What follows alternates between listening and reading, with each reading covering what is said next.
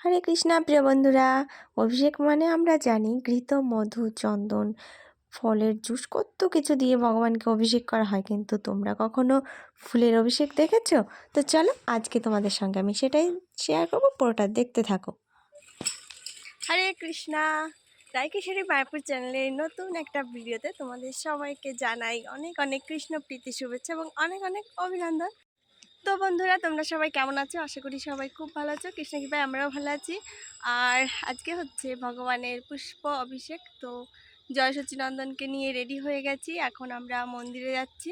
তোমাদের সঙ্গে আজকে পুরো পুষ্প অভিষেকটা শেয়ার করব, যতটা সম্ভব দেখানোর চেষ্টা করব। তো চলো তোমরা ভিডিওটা দেখতে থাকো। হরে কৃষ্ণা। তো প্রিয় বন্ধুরা, আমি এখন মন্দিরে পৌঁছে গেছি আর এসে দেখি চারিদিকে কত ফুল ফুটে আছে।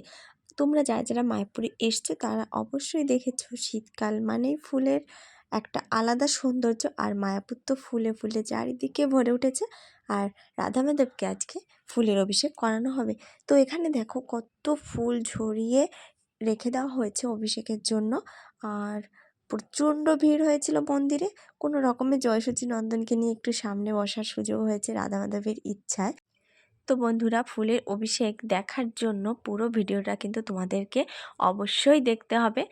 আর এই যে দেখো, এখানে বেদি তৈরি করা হয়েছে ভগবানকে বসানোর জন্য। এখানে ভগবানকে বসেই ফুলের অভিষেকটা হবে। আর আজকে কিন্তু রাধা মাধবকে এবং অষ্টসখী সবাইকে ফুলের ড্রেস পরানো হয়েছে। প্রত্যেকের ড্রেসটাই ছিল ফুলের তৈরি, তো তার সৌন্দর্যটাই আলাদা, দেখে একদম চোখ জুড়িয়ে যায়। আর এখানে চলে এসছেন শ্রীপাদ জয়নিবাস প্রভু। তো উনি ফার্স্টে অভিষেকটা শুরু করবেন। তো এখন রাধা মাধবকে এখানে নিয়ে আসা হয়েছে, আরতি করে অভিষেকটা শুরু হবে। তো চলো তোমরা ভিডিওটা দেখতে থাকো। হরে কৃষ্ণ।